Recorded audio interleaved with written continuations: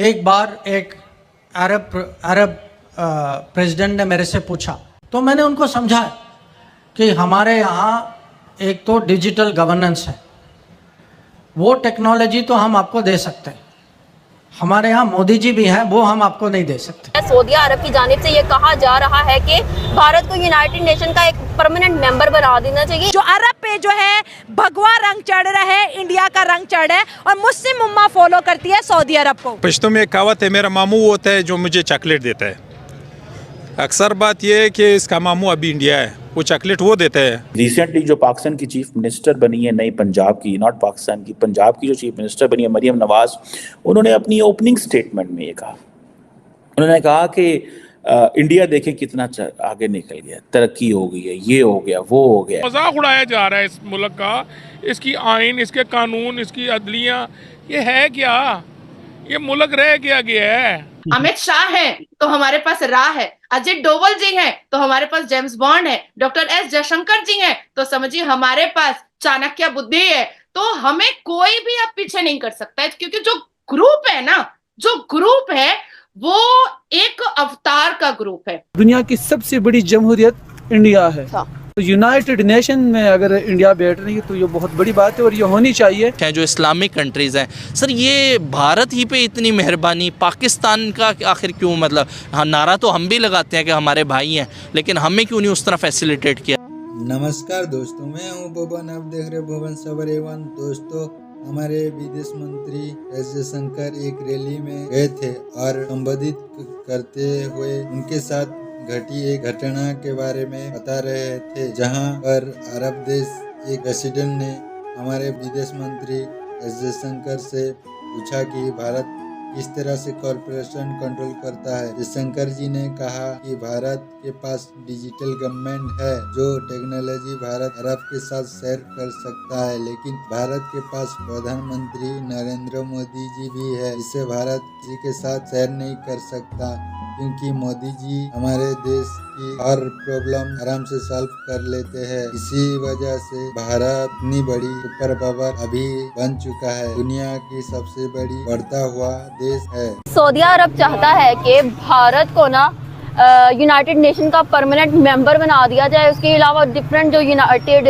वो Muslim countries हैं वो भी दबाव डाल रही हैं कि भारत को जो है ना यूनाइटेड नेशन का हिस्सा बना दिया जाए, और भारत भी कई अरसे से इस चीज़ के पीछे था। इस सवाल से आपकी क्या राय है? जी, तो मेरे ख्याल में सऊदी अरबिया और इंडिया के रिलेशन इंतहाई पीक पर है। हाँ जी। जब से नरेंद्र मोदी आए हैं तो बार बार दौरे किए उन्होंने, हाँ जी, उनको भी बुलाया, काफ़ी सारा इन्वेस्टमेंट भी किया है। हाँ जी। तो मेरे ख्याल में ताल्लुकात बेहतर है, पीक मुकाम पर है, तो वो चाहते हैं और एज़ यूजुअल ये जो होना चाहिए अब वक्त का फ़ायदा उठा के वो कर रहे हैं। मेरे ख्याल में रिसेंटली आपने देखा सऊदी अरबिया में जो मंदिर बना, अच्छा, तो हिंदुओं के लिए वक्त का फायदा, आपको ये नहीं लगता? हाँ जी, हाँ जी, आपको ये नहीं लगता कि वक्त का फायदा तो है ही है, लेकिन साथ में इंडिया का अपना भी किरदार है कि उसने इकोनॉमिकली वो इतना स्ट्रॉन्ग मुल्क है कि तमाम जो मुल्क है, और इसके अलावा इकोनॉमी के लिहाज से वो अच्छा मुल्क है, लेकिन वो बढ़ चढ़ कर लोगों की मदद भी कर रहा है, हर जगह पर उनको सपोर्ट प्रोवाइड करता है, फलस्तीन की मदद कर रहा है, और जहाँ भी देखे ना, तुर्की में भी जल्दला आया था, वहाँ भी उन्होंने लोगों की मदद की थी। इस हवाले से जहाँ भी कोई मसला होता है वो कहता है मैं मौजूद हूँ, मेरे से मदद लो। इंडिया बहुत बड़ी इकानमी है और हाँ जी, इंडिया के रिलेशन बहुत अच्छे हैं दुनिया के साथ। हाँ जी। और सबसे बड़ी बात उनके इंडिपेंडेंट बाहर मुल्क के लिए पॉलिसी है, जो कि खुददार पॉलिसी है। हाँ जी।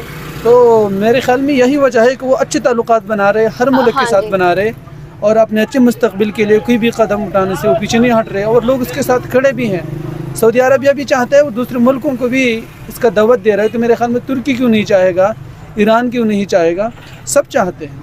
अच्छा, सब ये चाहते हैं, लेकिन पाकिस्तान को इतनी इज्जत और वो मुकाम हासिल नहीं है। देखें ना, पाकिस्तान तो पाकिस्तान के आज़ाद खारजा पॉलिसी नहीं है, पाकिस्तान के पास आज़ाद खारजा पॉलिसी नहीं है, इतनी बड़ी इकानमी नहीं है पाकिस्तान के पास।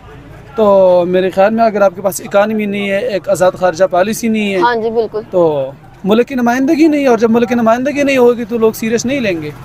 जो लोग बिठाए जा रहे हैं तो वो एक तो इलेक्टेबल्स नहीं है, कौम के नुमाइंदे नहीं है, वो उनको बुलाए भी तो उनकी कैपेसिटी नहीं है बात करने की, इसलिए लोग उनको सीरियस नहीं ले रहे हैं। अच्छा, देखा जाए तो इकोनॉमी के लिहाज से इंडिया जो है पहले भी जो है ना बहुत बड़ा मुल्क था, लेकिन तब जो है ना जंग जब हुई थी तो उसको लॉस का सामना करना पड़ा था।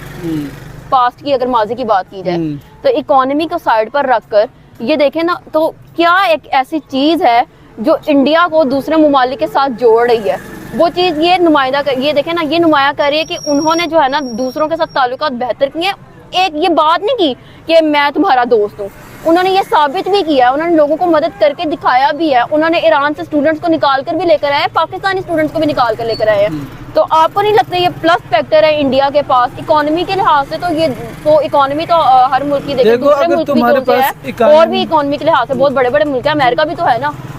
तो अमेरिका के कितने अच्छे ताल्लुकात है दुनिया के साथ, आपको नहीं पता? इंडिया से स्ट्रांग है उनकी पॉलिसी, तो इंडिया सफारती ताल्लुकात भी स्ट्रांग है इंडिया से। अमेरिका तो ये देखना एक सुपर पावर है। अगर तुम्हारे पास देखो, अगर तुम्हारे पास इकोनॉमी है अच्छा तो आप दूसरों के साथ ताल्लुकात बना सकते हैं। लोग आप इंटरेस्ट लेंगे और आप इन्वेस्टमेंट कर सकते हैं, और लोगों को बुला के उनको इन्वेस्टमेंट के लिए आप कह सकते हैं कि आप यहाँ पर इन्वेस्टमेंट करो, आप अपने मुल्क में अमन कायम कर सकते हैं। सऊदी अरब ने रमज़ान का जो प्लान है वो दुनिया के सामने पेश किया है। उन्होंने बैन लगाया है कि मस्जिद के अंदर अफ्तारी नहीं होगी, स्पीकर्स में अजानें नहीं होंगी, इमाम साहब की अजान और उनका खुतबा मस्जिद के अंदर रिकॉर्ड नहीं होगा, कैमराज नॉट अलाउड इन मस्जिद। इसके साथ साथ उन्होंने ये भी कहा कि हमारी जो सऊदी अरब की जो वीमेन है ये उनकी मर्जी है, वो जैसा चाहे वैसा लिबास पहन सकती हैं। आप समझ रहे हैं ना कि सऊदी अरब खुद को मॉडर्नाइज कर रहा है। और दोस्तों ये वही चीज है जो उत्तर प्रदेश इंडिया में योगी आदित्यनाथ ने की, सेम चीज को कॉपी किया है सऊदी अरब के क्राउन प्रिंस शहजादा मोहम्मद बिन सलमान ने।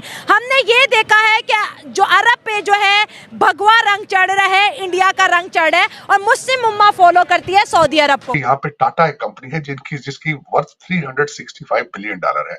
आपका जीडीपी पूरे साल का बजट $341 बिलियन है। तो आप तो टाटा एक कंपनी के बराबर भी आपके हालात नहीं।